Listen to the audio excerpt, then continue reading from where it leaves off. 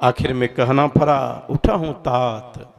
कौन कहे? तो गुरुदेव। थोड़ा गुरु की महिमा सुनिए। विश्वामित्र जी महाराज झट से कहे, उठा हूं तात भंजहूं चापा, हरहूं ताप जनक परितापा। उठो और तुरंत धनुष को उठा। तो भगवान अपने गुरु को नमन किए। फिर कहाँ गए?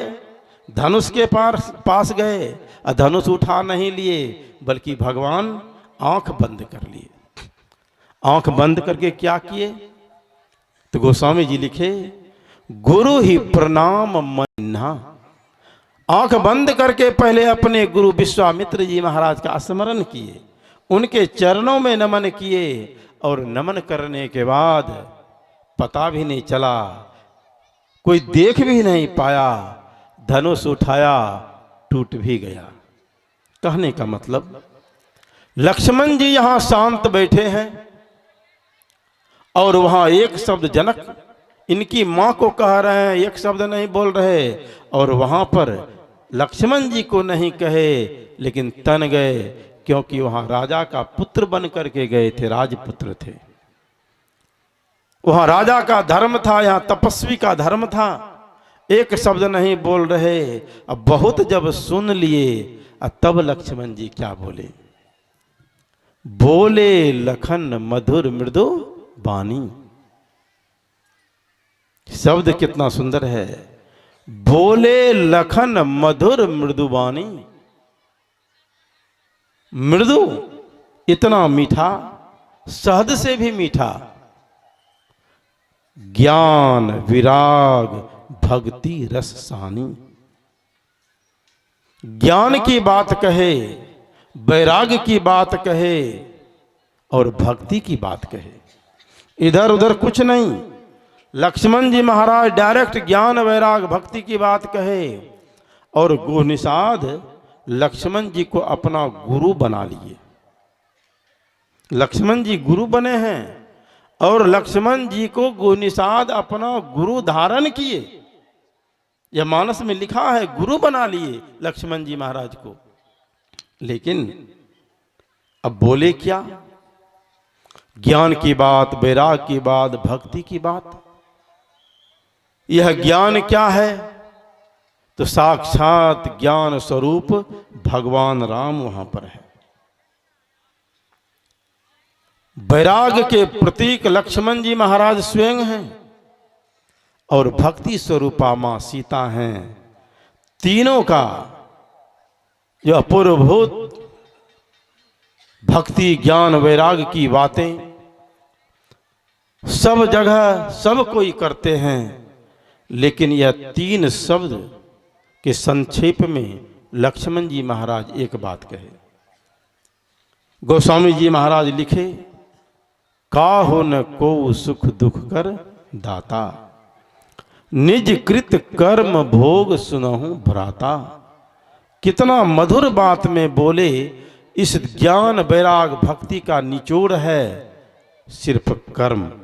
याद रखिएगा, सिर्फ यह कर्म है। कर्म को संभाल ले व्यक्ति, केवल अच्छा कर्म करे, गलत कर्म नहीं करे। और याद रखिएगा, यहां तक कहा गया है, अगर आपका दाहिना हाथ कोई गलत कर्म किया है तो बायां नहीं भोगेगा, उसी को भोगना पड़ेगा। यह कर्म कितना विकराल है।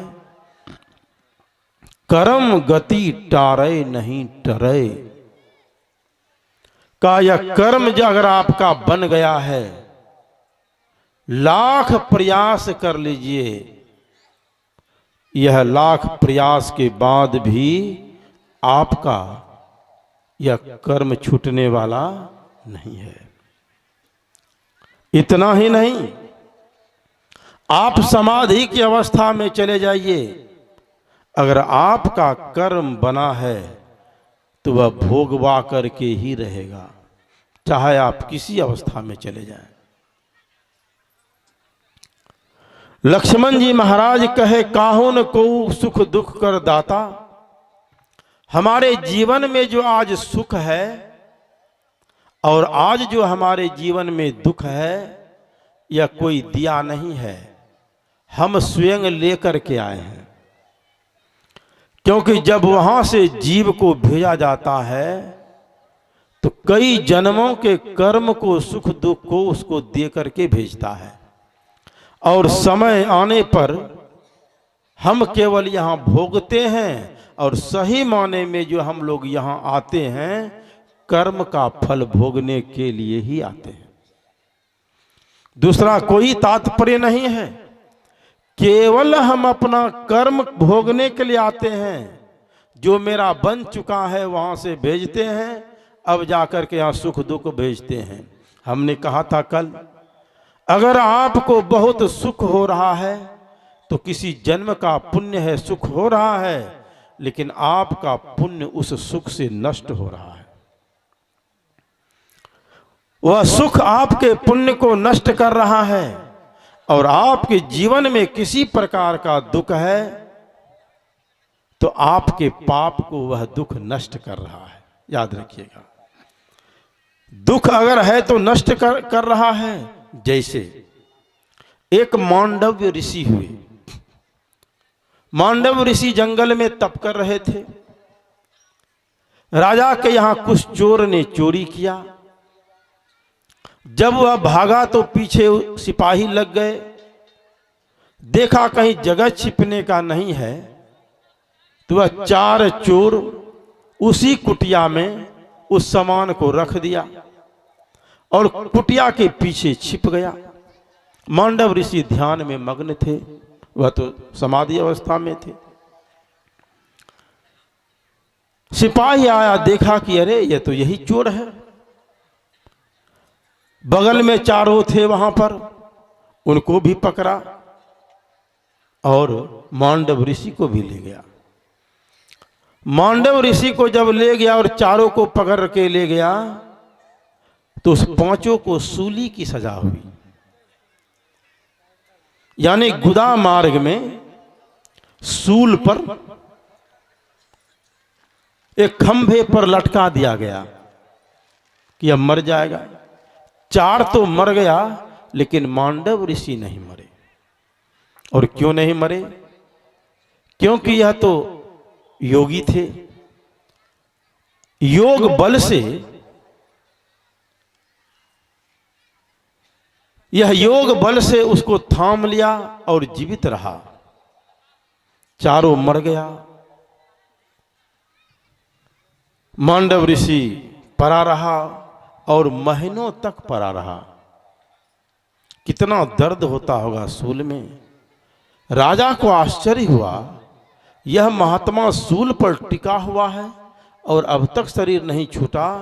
तब राजा को होश आया, हो सकता है हम गलती कर दिए, कोई यह योगी पुरुष है, सिद्ध पुरुष है, समाधिष्ठ पुरुष है, गलती से इनको कोई पकड़ लाया हमारे सिपाही। तो वह राजा वहां से दौड़ करके आया और मांडव ऋषि को पहले उतारा और फिर उनके चरणों में गिर करके क्षमा मांगा। मांडव ऋषि कहे, राजन, इसमें तुम्हारा कोई दोष नहीं है और मैं भी तुम्हें दोष नहीं दूंगा। हो सकता है मेरा ही कोई कर्म बना होगा जो कि मैं आज भोग रहा हूं।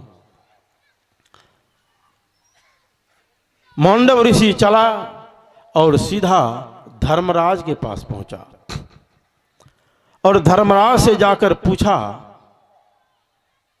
यह बताओ, हमारा हम देख रहे हैं बहुत सारे जन्मों को, ऐसा हमने कोई गलती कर्म नहीं किया और मुझे सूली की सजा हुई, ऐसा क्यों हुआ? तो पन्ने को उल्टाया। पन्ने को जब उल्टाया तो उसमें देखता है कि एक जन्म में बाल्य अवस्था में, बाल्यकाल में खेलते खेलते एक कीड़ा फतिंगा नहीं होता है, उड़ता जो है, उसको पकड़ करके एक कांटी उसके गुदा मार्ग में भोंक दिया था।